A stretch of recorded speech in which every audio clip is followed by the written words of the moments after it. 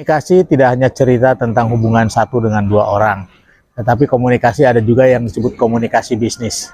Apa itu kita bahas bersama. Komunikasi adalah salah satu alat bagi seseorang untuk bertukar pikiran maupun informasi. Dengan kata lain, komunikasi bisnis adalah proses berbagi informasi antar orang di dalam dan di luar bisnis. Sedangkan negosiasi bisnis adalah proses komunikasi antara dua pihak atau lebih yang bertujuan mencapai kesepakatan yang saling menguntungkan terkait suatu transaksi, kontrak atau perjanjian bisnis. Sebenarnya apa peran dari negosiasi dalam komunikasi bisnis? Seperti yang telah dijelaskan sebelumnya antara komunikasi bisnis dan negosiasi, dari pengamatan kami hal ini hanya dibedakan dari karakteristik saja. Dengan demikian negosiasi dan komunikasi bisnis saling berkaitan dan saling memiliki pengaruh yang signifikan.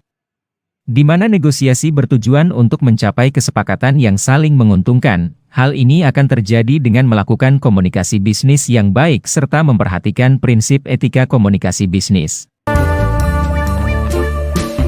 Ada dua bentuk komunikasi yang umum digunakan dalam dunia bisnis, yaitu komunikasi verbal dan komunikasi nonverbal. Komunikasi verbal. Komunikasi verbal, verbal communication, merupakan salah satu bentuk komunikasi yang disampaikan kepada pihak lain melalui tulisan dan lisan. Contohnya adalah membaca majalah, membaca surat kabar, mempresentasikan makalah dalam suatu acara seminar dan lain-lain. Sedangkan komunikasi verbal memiliki tipe yang dibedakan menjadi dua yaitu, berdasarkan aktif atau pasifnya peserta komunikasi dalam proses komunikasi. Di mana komunikasi verbal dapat bertindak sebagai komunikator atau pengirim pesan dan dapat bertindak sebagai audiens.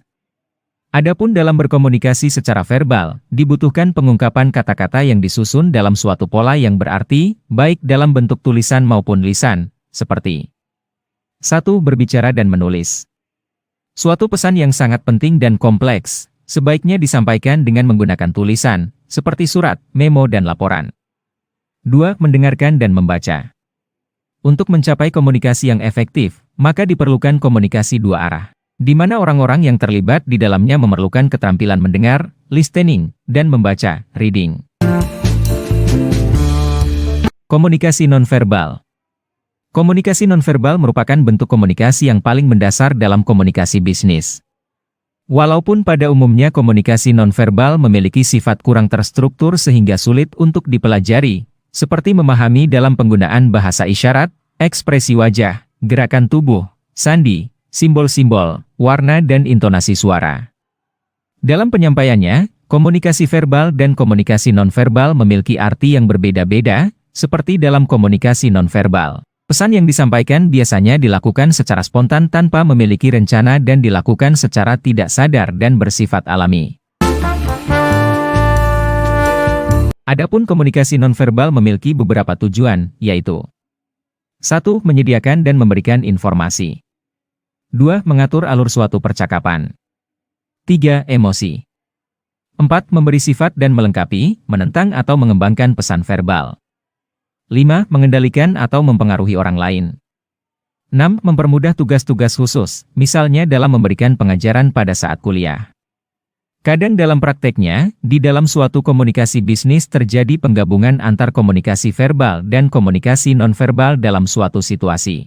Karena biasanya kata-kata yang disampaikan dalam suatu komunikasi atau percakapan kadang hanya membawa sebagian dari pesan. Dan relevansinya dalam komunikasi bisnis, tipe komunikasi nonverbal dapat menentukan kredibilitas dan kepemimpinan seseorang yang dapat dilihat dari karakteristik suara, penampilan, sentuhan, gerakan dan posisi tubuh juga melalui ekspresi wajah dan mata. Sedangkan efektivitas komunikasi bisnis ditentukan oleh 1. Persepsi. Komunikator harus dapat memprediksi apakah pesan yang disampaikan dapat diterima komunikan. 2. Ketepatan. Komunikan atau audiens memiliki kerangka berpikir. Agar komunikasi yang dilakukan tepat sasaran, komunikator perlu mengekspresikan hal yang ingin disampaikan sesuai dengan kerangka berpikir komunikan. 3. Kredibilitas. Dalam berkomunikasi komunikator perlu memiliki suatu keyakinan bahwa komunikan dapat dipercaya. Sebaliknya dia juga harus bisa mendapatkan kepercayaan dari komunikan. 4. Pengendalian. Dalam komunikasi, komunikan memberikan reaksi umpan balik feedback terhadap pesan yang disampaikan. Reaksi ini harus bisa diantisipasi sekaligus dikendalikan oleh komunikator sehingga tidak melenceng dari target komunikasi yang diharapkan. 5. Kecocokan. Komunikator yang baik selalu dapat menjaga hubungan persahabatan yang menyenangkan dengan komunikan.